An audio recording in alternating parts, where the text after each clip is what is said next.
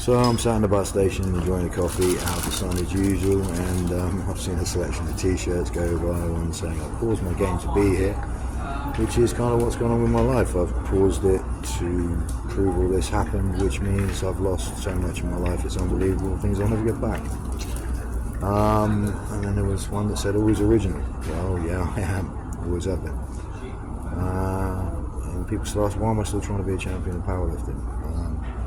Honest truth is, my eldest son said to me one day, when he looked at my medals and various other bump, I suppose, I didn't realise you were a champion, Dad. It was around the time I decided I was going to go back after 20 years out of being out of competition. Still lifting, always a power lifter. But it was one of those moments I thought, do you know what, maybe I should show my son what Dad was and what he still could be. And then after my victory in Eastbourne, first comeback, yeah, 5 British records could have been taken. I only claimed 4 of them. I did actually break 5, just to prove that, you know, maybe the old man wasn't all talk. It certainly shut some mouths in Andover, which could do with being shut permanently, really, because they do nothing but dribble out such infectious rubbish. It's unbelievable. But what am I supposed to do about it now? It's cost me everything, and yet I'm still here in the bus station, still having my life pulled apart by everything and everyone, except for the people in Eastleigh who want to do nothing but help, despite certain authoritative bodies, which I really am so bored of listening to. I spoke to someone yesterday, oh, haven't you heard from Test Valley Council at all? No, I haven't.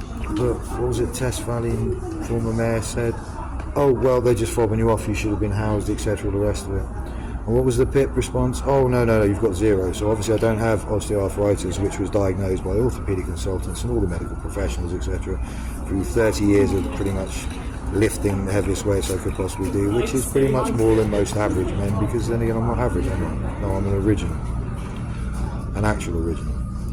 And that's thanks to my little girl and my family that I did have once. Now I'll never have them again.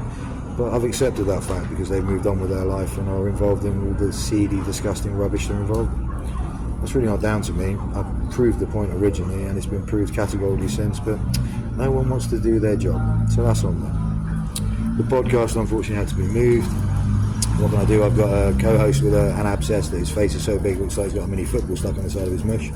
And another one with a chest infection. Now, 45 minutes of me talking, would have been very cathartic for me, but at the end of the day, it would have been so inflammatory. I'd have expected, I don't know, people outside to possibly try and silence me afterwards. And I'm not talking about idiots who think they're big and tough around it. Oh, there are so many of them, aren't they? The problem is they're not, are they? I'm not saying they're all talk, but what I'm saying is they are just poisonous, toxic people. They hide amongst, masks of normality, and they're really not. And yet with me, what you see is pretty much what you get, until you find out there are other things you didn't know, because you weren't supposed to know, you weren't allowed to know. It isn't any of your business. If it was, I'd have told you myself. Everyone knows what you see is what you get, to a point. But then, how you doing, mate? You alright? But at the end of the day, it doesn't really matter, does it? Because at the end of the day, I'm still the one that afforded the human right to have a life, a right to life, a right to privacy in one's own home. I sleep in a bus station, so that's kind of difficult, obviously. But at the end of the day, how have you not gone nuts yet? Because I've got no reason to go nuts. The truth is the truth. It's not my fault people are ignorant of it.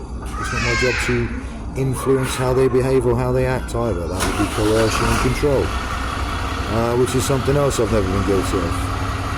All the rest of it, it's all a joke, isn't it? It's all people manipulating certain legislation, laws and friends to get their own result as they want. I'm not like that. That's why I love powerlifting. Because at the end of the day, it doesn't matter what you do, you have to talk to the bar in the competition. And you either lift it or you don't. As simple as that. You can big yourself up as much as you want. I'm the strongest this, I'm the strongest that. But at the end of the day, you still have to lift the weight. So when you do, you are. When you don't, you just didn't. It's simple as that. There's nothing wrong with my mental health, there never has been. There are some problems with my physicality with results of the technology being used. That is something you probably don't even grasp because you can't be bothered to actually open your mind to the fact that maybe there's something in the world you don't know about or don't understand. But then again, it's like me talking about nuclear physics. I don't understand it at all.